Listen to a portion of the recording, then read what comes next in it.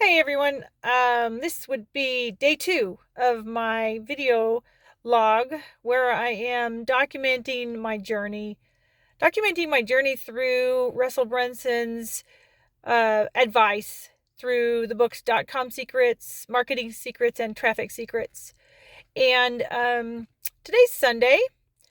I'm just gonna talk a little bit about what I've done so far. Had a conversation with my husband and explained to him some of the things that I learned as I was driving home yesterday. Definitely excited to share that with him and see that there's some real, I feel like I'm in a super creative mode. I'm just feeling a little bit revived in life, that the creativity phase is starting, so it's kind of exciting. um and he actually made a comment about that. He's like, the last 3 years that you've been working full time, I haven't seen you with this enthusiasm and this energy and this excitement, and it's just really great uh to see you feeling this way and talking like this. And so I take that as a positive affirmation that I'm moving in the right direction, that this is really something that I've needed to do for a long time, and just needed to have the opportunity to do it. So I'm just excited about that. uh, I think as I was thinking through some of the Russell mentioned having 5 key focuses that a person is really passionate about and really cares about. And so I've just been thinking through some of those. What would be my top 5 things that I really find valuable and want to focus my life around. And so at the moment, definitely taking a cue off of Russell. Faith would be one of those 5, and I'm thinking that Sundays I might devote a Sunday topic to the topic of faith, and anything that I'm thinking related to that. I think probably is the direction I'll be going with that is faith focused things on Sunday. Um, Family definitely is important to me.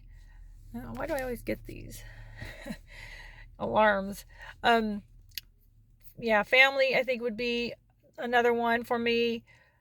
Horses is another passion, which I think is going to be one of my top 5.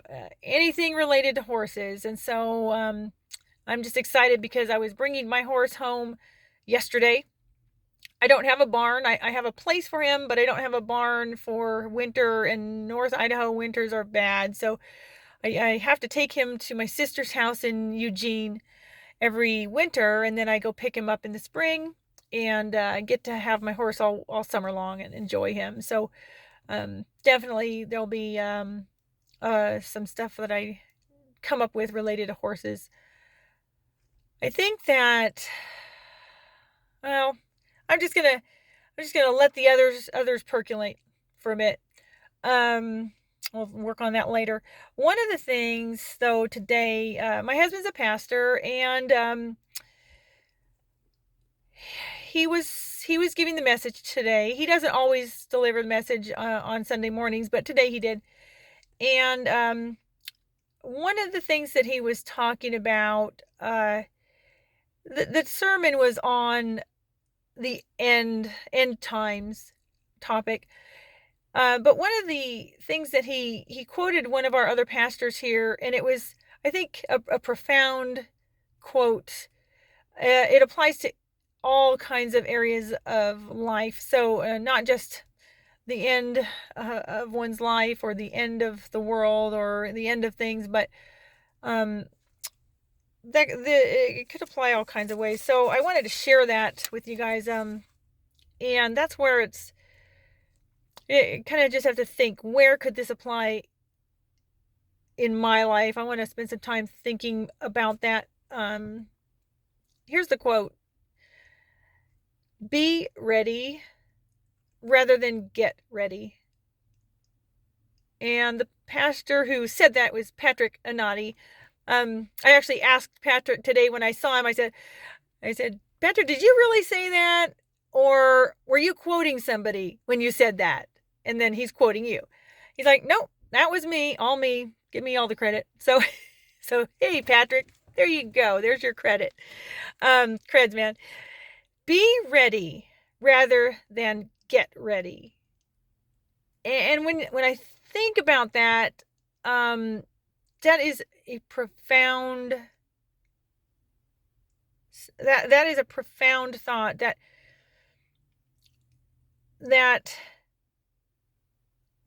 in life there's been so many times. It doesn't mean you don't spend some time getting ready, but the point is, and I think Russell Brunson even brings this up as one of his major things that he talks about, is the whole idea of dig your well before you need to take a drink. Or maybe he says before you get thirsty. But either way, it's the same thing. Be ready rather than get ready. Do the preparation and prepare yourself so that you are ready when the time is right and you aren't scrambling to try to come up with a level of readiness when it's needed. So that just really struck me today. I'm going to spend some time thinking about that and seeing how I can be applying that. I know that definitely as I've gone through life, I've attempted to start many businesses, many different things.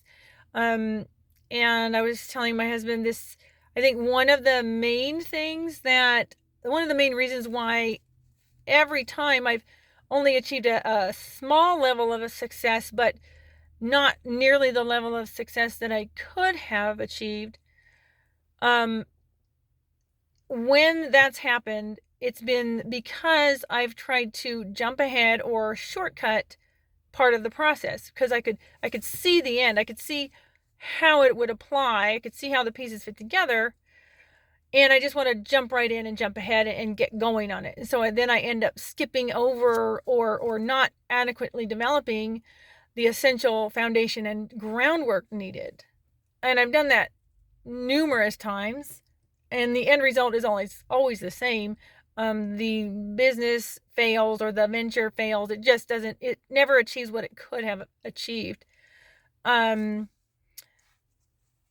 so this time around, I'm really dedicated to slowing things down, taking the time to really consider and to do the groundwork and do the hard work that it takes at times to lay the foundation. So that is a getting ready. But in the end, I definitely know that I will be ready, having done it properly this time. So that would be a takeaway from those books. Also, just kind of thinking at just some thoughts about how I might apply the whole thing of be ready rather than get ready. Yeah, so I think one of my other big five, I just remembered what it is. This is a big one. Is simplifying my life so that I can enjoy my life. I tend to, I guess, love the overcomplicated and love complexity and love to have all kinds of really complex details. I like that type of thing. What I have found, though, is that after creating something really complex and taking a second look at it, it actually could be boiled down and be more efficient by becoming less complex. And so actually it's the complexity for me is a part of the process, and that's just me. That's just how I'm made. But then the refining it down and then removing maybe half of the complexity and simplifying it actually is the end result. So that would be, at this stage in my life especially, I'm working on what can I do to simplify my life so that I can enjoy my life. And I think that definitely will be a part of my journey and something hopefully that I can share with people that will help them think of new ways to enjoy their own life better and more simply. So yeah, that's my thought for today, day 2 on this journey. And I did make a little business progress in that I went ahead and got a Gmail account that I could use for this business. Actually, I had done that maybe 2 weeks ago and forgot that I had done it. So I started to do another one. I'm like, wait a minute, I think I already did this. So looked it up, and yep, sure enough, I've already got a Gmail account that I can use for this this business, this new journey. And so I went ahead and got a YouTube channel, just went to that next step and got the channel activated with that Gmail account. Now I've got yesterday's 2 videos uploading right now, and when I get done with this, I'll upload this one. And I just want to keep current and make a little progress every day. So that's a big one. I think I settled on that Gmail address because I already purchased the domain for it. And I do, this would be my word of advice to people. Anytime you're kind of starting to think of what you want to call something, do your domain search first and be ready to purchase your domain as soon as you find the one that you want, because you don't want to risk having a domain shark see that you've searched it and then snap it up, and now it's not available to you except if you want to pay a ransom price for it. So before I talk to anybody about anything, I always do a domain search. I settle on my domain, I buy my domain, sometimes 2 or 3 or 4 variations to protect my domain. And then I mean, $12 a year or less, it's a cheap investment for branding protection. Anyway, so I had done that already. So I just got the channel up and running, and I was going to do a YouTube live and give that a try, and found out that my account is too new, or I've got to look into exactly why, but basically I can't do it live from my phone. So there you go. A little bit, it'll happen later on, I'm sure. So I'll upload this, and we'll talk to you guys next time. All right, bye.